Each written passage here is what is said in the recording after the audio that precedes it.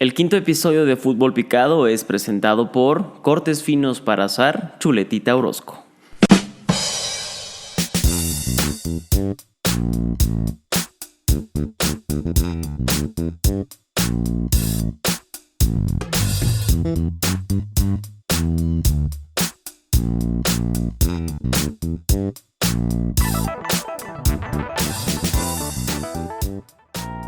Señoras, señores, podcasteros, esto es Fútbol Picado, historias que ocurren cuando el balón deja de rodar. Yo soy Adán Tamariz, gracias otra vez, como en cada episodio, por quinta ocasión consecutiva, gracias por estar en el programa. ¿Cómo estás, Alex? Muy bien, Adán, estoy muy contento porque la gente está reaccionando muy bien a estos episodios. Qué bueno que les estén gustando las historias, solamente les falta dejarnos más comentarios. Sí, ¿qué liga les gustaría conocer? ¿Qué estadio? ¿O qué historia? ¿No? En nuestro botón X cabe todo, ¿no? Lo que sea. La sección miscelánea. Así. Y no se olviden de suscribirse para que no se pierdan nada de Fútbol Picado, por favor. Y recomiéndenos con sus amigos, si en este momento creen que absolutamente todo es Martinoli y Luis García, que son muy buenos. Sí, claro. No lo es así. Así que, ¿qué vamos a tener en el programa de hoy, Alex? Tenemos preparado esto para todos ustedes. Número 1. ¿Qué es el fútbol total y qué tiene que ver con Cruyff y el Ajax? Número 2. PSV, el equipo incandescente. Número 3. El primer estadio italiano cuyo dueño es el equipo. Y finalmente, en el número 4, ¡Agüero! Y el primer campeonato del Manchester City en 44 años. Uy, ya se me antoja bastante este programa, este Fútbol Picado, así que quédense con nosotros y empecemos. Vámonos con el versus. El versus. Pues estamos entonces listos para comenzar este versus en el quinto episodio de Fútbol Picado, con nada más y nada menos que el clásico de Holanda, de los Países Bajos. Y para los que están empezando a dudar de ese no es el clásico, sí, lo investigamos y este se conoce como el Die Tropper, el nuevo clásico. Ahí está. Él investigó justo eso. Se trata de los dos clubes con más títulos nacionales. Recordemos que el viejo clásico efectivamente es Ajax contra el Feyenoord de Rotterdam. Pero en este caso la historia moderna nos dice que tenemos que abordar Ajax contra PSV, no hay más. Y nuestra acta de nacimiento dice que somos millennials, así que pues hagámosle caso a la historia contemporánea, que está bien justificada. Claro. Los y títulos. vamos a ahondar un poquito más en eso y de por qué nos decidimos por este nuevo clásico. Pues arráncate. Sí. Sí, se arranca. Sí. Voy a poner el partido correspondiente a alguna de las jornadas. Que esperemos ahora sí, si ustedes ya han estado con nosotros en los últimos episodios, esperarán que este 0-0 se rompa y tengo una buena premonición. Yo también. Presiento que esta vez va a ser la buena. Ya. Venga. Que se... Y te empiezo a platicar, Adán, y amigos que nos están viendo a través de YouTube, me toca a mí hablar un poquito sobre el Ajax y como les decíamos al principio de este programa, qué es el fútbol total y qué tiene que ver con Johan Cruyff y evidentemente con el Ajax. Antes de tocar al ídolo, no solamente del Ajax, sino también del Barcelona, nos remontamos a 1900, el año en el que el Ajax fue fundado. Irremediablemente nos lleva a pensar en tres cosas: el héroe de la mitología griega, sí, el equipo que dio a conocer la mejor cara del fútbol total y también una de las canteras más sobresalientes del fútbol a nivel mundial. Pero no nos vamos a adelantar porque también tengo algo que contarles sobre el escudo del Ajax que están viendo en este momento. Bien. Dos cosas que tenemos que entender: Ajax fue considerado en el siglo XX el séptimo club más exitoso por la cantidad de títulos que ganó, tanto en los años 30 y 40 como en la década de los 60 y los 70. Dos personajes claves antes de empezar a hablar de qué diablos es el fútbol total.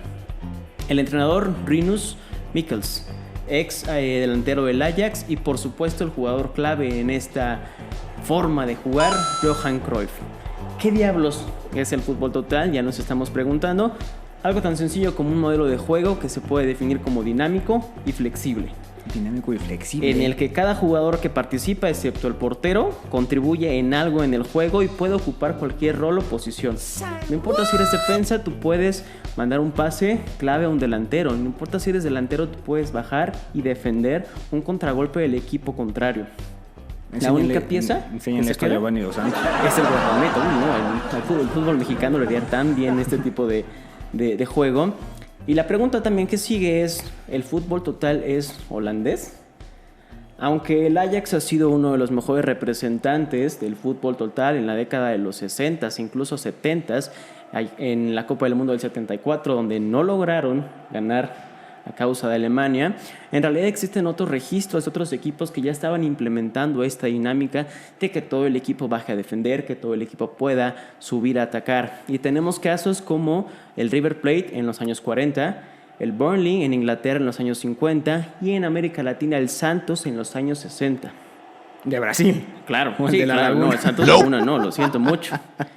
Y también tenemos el caso de la selección de Hungría en la Copa del Mundo del 54, donde alcanzó la final jugando con este fútbol total y nuevamente la selección alemana socavando los sueños de una selección extranjera. ¿Qué más implica el fútbol total, Adán? Tengo más información. Como te decía, las posiciones no limitan a los jugadores, logrando que, por ejemplo, una de las características es que la línea defensiva, todos los defensas se compriman con el medio campo, facilitando muchos más pases a los delanteros y mucha más velocidad de juego. Es decir, vamos, es el antecedente al tiki-taka que conocimos hace unos años. Y no es casualidad que el tiki-taka se relacione con el fútbol total. Claro. Cuando Johan Cruyff llega como entrenador al Barcelona a finales de los años 80 y mitad de los 90, elige a su jugador que va a ser el comandante, Pep Guardiola. Entonces Pep Guardiola tiene toda la escuela de Johan Cruyff y después Pep Guardiola también le tocó elegir a su comandante en el Barcelona. Y ahí tenemos, por supuesto, a Xavi. Tengo otra frase que permite definir la idea del fútbol total como conjunto. Nadie es tan grande como la suma del equipo. Ahí está. Todos atacan, todos defienden. Entonces, ahí sí ya no hay pretextos de que, ¿sabes qué? Pues nos quedamos solos y nos metieron gol. O solamente está atacando el delantero, el número 9, que quiere finiquitar el partido. Eso hace que un equipo sea explosivo, dinámico, flexible. Pero hemos mencionado muchas veces a Cruyff. ¿Qué tenía este jugador holandés de especial?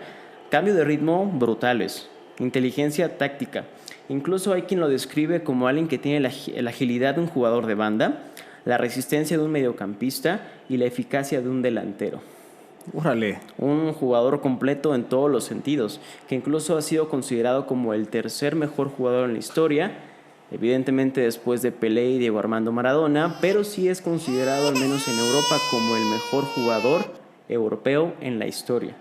No nos vamos a meter en este momento en el palmarés de Cruyff ni del Ajax, pero les recomiendo que vayan a buscar videos de Cruyff jugando para que vean, esta inteligencia táctica, y también que vean ejemplos de cómo el Ajax y la selección holandesa nuevamente en el 74 proyectó este juego. Esa es una gran recomendación porque la trascendencia de Cruyff es tan grande que en los medios hoy se escucha muchísimo y sin embargo personas que no rebasan los 50 años difícilmente lo vieron. Exacto, entonces tenemos muchas ventajas para poder ver cómo se jugaba el fútbol en la década de los 60s y en los 70s. Y nos gusta mucho remontarnos también a esas historias y tenemos la oportunidad de verlos. Entonces creo que ahí también va una recomendación. Vean cómo jugaba Johan Cruyff, vean cómo jugaba el Ajax de los 60s, el Barcelona de los 80s y 90s, y van a entender por qué cuando Guardiola llegó al Barcelona impuso también el tiki-taka y que llevó finalmente a que España ahora sí pudiera ganar una Copa del Mundo. Y sé que no te atreves a recomendarlo, pero también recomendarías las 10 horas de Que Monito. Claro, Bailando Dorime, que ojalá exista. Pero ahora sí me voy a regresar porque tenía la historia más del escudo. Claro. Este escudo que retoma la imagen del héroe de la mitología griega Ajax. En 1928 se introdujo la silueta de este héroe primo de Aquiles, ¿no? También un héroe fortísimo que participa en la guerra de Troya. Pero en 1990 se presentó esta nueva versión del escudo de manera un poco más minimalista e incluso abstracta. Pero ojo aquí, El escudo, es decir, la silueta de Ajax, lo conforman 11 líneas. ¿Puedes adivinar por qué? 11 títulos. 11 jugadores. Entonces, si faltaba algo más para rematar la idea del fútbol total, el Ajax Johan Cruyff quedó por siempre plasmada en el logo del Ajax. Buena historia, Alex. Creo que es momento de que repasemos qué ha pasado en este primer tiempo del Ajax contra el PSV. Dime que hay buenas noticias. No las hay. No hay buenas noticias. Vamos 0-0. Así que la posesión totalmente del Ajax, 57%, pero si no tienes inconveniente. Vámonos con el segundo tiempo. Segundo tiempo de este clásico de Países Bajos, Ajax contra PSV. Adán, ¿qué nos tienes esta semana? Pues hoy vengo a hablarles del equipo incandescente. Okay. El equipo del PSV de Eindhoven en Holanda contra el equipo que el Ajax juega el clásico en este país. La pregunta es evidentemente ¿por qué? Sí. Y es simple, es muy fácil. Remontémonos al 31 de agosto de 1913, cuando oficialmente se funda este equipo, bajo el nombre oficialmente de Philips Sport. Lo voy a leer en castellano, tal cual. Vereniging, que significa Club de Deportes Philips. Y creo que ya les di una pista de por qué este equipo puede ser llamado como el equipo incandescente.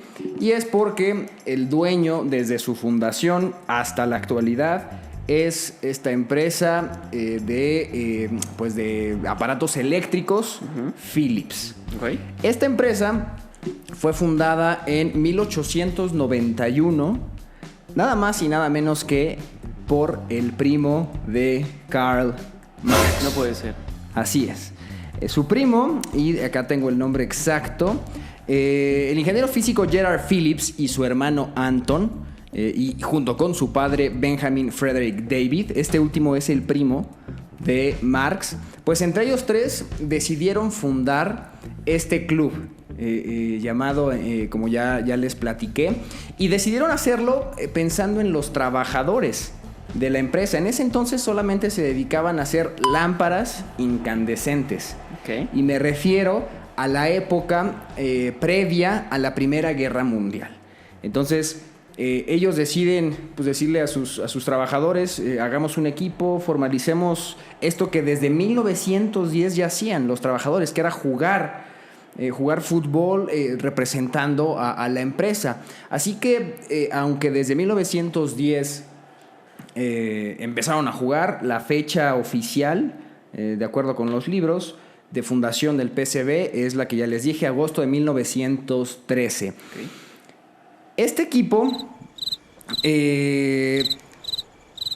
siempre ha vestido con los colores rojos y blanco, y déjenme decirles que desde su fundación el estadio Philips, que es en el que hoy juegan, siempre ha sido su casa. Siempre han jugado ahí. Hoy a ese estadio le caben 35,000 aficionados. Y la primera vez que se jugó en ese estadio fue justamente cuando se establece esta fecha. Y se armó un torneo. Un torneo que evidentemente pues no es como no se jugó como comúnmente se jugaría hoy, es decir, por la razón, me refiero a la razón venga. Por la cual se creó ese torneo. Fue para celebrar el centenario de la victoria de la séptima coalición en la Primera Guerra Mundial contra el imperio de Napoleón Bonaparte. Evidentemente, bueno, no es evidente, pero lo ganó el PSV, ¿no? Fue campeón de su propio torneo en ese estadio que en ese entonces no tenía una capacidad para 35,000, era para 20,000 en ese entonces la casa del PSV Eindhoven. En primera división, aunque se fundó en el año que ya les dije, su debut fue hasta 1921. No ganaron nada en sus primeros años e incluso en 1925, y por única ocasión en su historia, descendieron, así es. Sin embargo, en la siguiente temporada, en 1926, lograron ascender, ¿no? Y pues hasta lograr, como ya dijiste, y en épocas ya más contemporáneas, pues igualar logros de equipos como al menos el Feyenoord, ¿no? Bueno, los aficionados hoy del PSV tienen una disputa entre cuál ha sido el momento más grande futbolísticamente hablando en la historia del PSV. Algunos hablan de que la mejor época de este equipo fue cuando ganaron la Copa de la UEFA en 1978. Pero la segunda opción, y es con la que honestamente yo me quedo, voy a editorializar, lo siento, fue cuando ganaron el triplete en 1988. Simplemente pues porque ganaron lo que hoy sería conocido como la Champions League. Uh-huh. Evidentemente ganaron la liga local y también la Copa de Holanda. Okay. ¿Quiénes estaban en ese equipo? La verdad es que revisé la plantilla y no había muchos jugadores que destacaran a nivel mundial. Sin embargo, sí los hay. Para empezar, Gus Hiddink, ¿no? En el banquillo. Nada más. Este señor fue el que dirigía el equipo. En la portería estaba Hans van Breukelen. Y pues creo que el ícono de ese equipo ya en el terreno de juego era el defensa central Ronald Koeman. Ellos eran los estandartes de este equipo que ganaron la Liga, la Copa Europea. En las semifinales, por cierto, derrotaron al Real Madrid. Y nada más. Acabamos con esta racha en la que el Real Madrid... socava sueños. Socava sueños. Y curiosamente al Real Madrid de Hugo Sánchez y de Emilio Butragueño. En la final de esa Champions League derrotaron al Benfica de Portugal en Stuttgart. Pobre Benfica también. Sí. Otra historia triste. Es del Puchinbach. Y la Copa de Holanda la ganaron contra el Roda por un marcador de 3-2. Entonces, pues yo no entiendo cuál discusión hay ahí, ¿no? Me parece que pues un triplete habla de muchísimas cosas. Para que en una misma temporada ganes todo, se necesita mezclar muchísimas cosas. Así que me parece que me parecería claro que 1988 es la mejor etapa de este equipo. Vamos así de rápido, ¿no? O sea, qué horror. Un 0-0. Otro 0-0. Yo nada más quiero rematar con un dato más. En 1917, el Ajax le ganó la primera copa en la historia al PSV. Por si faltaba un poquito de competencia. Te lo podías ahorrar. Pero bueno, vámonos a lo que sigue. Vámonos.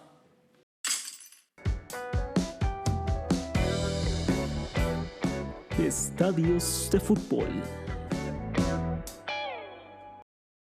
Pues hoy toca hablar de estadios de fútbol y hoy les traigo uno que se ubica en Europa, y para ser mucho más específicos, en Italia.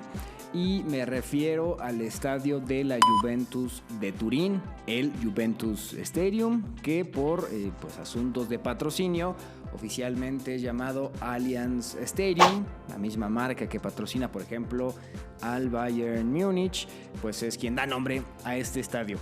Lo que encontré como particularidad es que, para empezar, este Juventus Stadium pues es muy contemporáneo. Fue construido o fue inaugurado apenas en 2011, apenas hace 9 años. Y aún así, con ese dato, con esa juventud que tiene este estadio, pues fue el primero en la historia del fútbol italiano en que su dueño es el mismo equipo de fútbol, así como lo oyen. Eso significa que hasta ese momento pues no había ningún estadio que fuera oficialmente pues del equipo que lo usaba. Es decir, los equipos tenían que pues literalmente rentarle el estadio a algún gobierno o rentárselo a alguna empresa privada, como hacen muchísimos equipos hoy en el fútbol italiano. Incluso también en el mexicano ocurre así. Pero bueno, a partir de este dato es que les quiero contar que en realidad antes de la construcción de este Juventus Stadium, el equipo de Turín jugaba en el Estadio de los Alpes y de hecho lo compartía con el Torino hasta el año de 2009, cuando ambos clubes acordaron pues que ese estadio sería demolido. La Juventus decidió entonces construir este estadio y el Torino se fue a jugar al Olímpico de Turín. Ellos pues no tuvieron la capacidad económica para edificar un estadio nuevo. La Juventus sí lo hizo y construyó este estadio cuya capacidad es de 41.507 aficionados, lo cual lo hace el tercer estadio más grande en el fútbol italiano. El más grande por capacidad es el Giuseppe Meazza, que como sabemos pues es compartido por el Inter de Milán y el Milán. La capacidad es de 75.900 espectadores. Así que bueno, este es el primer estadio cuyo dueño es el mismo equipo de fútbol, el Juventus Stadium. El partido inaugural de este Juventus Stadium se jugó el 8 de septiembre de 2011. Se enfrentaron la Juventus y el equipo inglés del Notts County por una historia que Alex Campos ya nos contó aquí en Fútbol Picado, que tiene que ver con los colores que hoy utiliza el equipo bianconeri. El resultado fue de 1-0 con anotación del italiano Luca Toni, que pues fue histórico al haber anotado el primer gol en la historia del primer estadio en la historia de Italia, cuyo dueño es el mismo equipo que lo utiliza. La narrabilia. Es momento de la narrabilia, una de las secciones preferidas por nosotros y esperamos que también por ustedes que nos ven en YouTube. Nos transportamos al 12 de mayo de 2012, temporada 2011-2012 de la Premier League. La ciudad, Manchester. El partido, Manchester City pierde contra Queen's Park Rangers con marcador de 2-1, minuto 90. En otra ciudad inglesa, el Manchester United festeja un aparente campeonato tras vencer al Sunderland con gol de Wayne Rooney y un marcador total de 1-0. El campeonato se había reducido a eso. Si Manchester United ganaba y el City perdía o empataba, los rojos eran campeones de la Premier League. Pero si el City ganaba, simplemente por diferencia de goles serían campeones de la Premier League después de 44 años en su historia. Vámonos de vuelta a Manchester. Minuto 92. Edin Dzeko anota un gol de cabeza y empata el partido. Devuelve un poco de esperanza a los fans del City y llena de ansiedad a los fans del United. Últimos respiros del partido. Agüero, quien quería terminar con un campeonato su primer torneo con el equipo del City, recibe un pase de Balotelli fuera del área grande, con proyección hacia el área chica. Realiza un regate y tira al poste del portero. Es de esta forma que Agüero, quien dijo que buscaba un penalti en esa jugada pero no estaba seguro si el referee lo iba a marcar, le da la vuelta al partido y le da un título al Manchester City después de 44 años. Campeones en el último tiro del último partido en el último minuto para ganarlo con diferencia de goles. La narración de este gol corre a cargo de Martin Tyler de Sky Sports. Agüero. Balotelli, Aguero!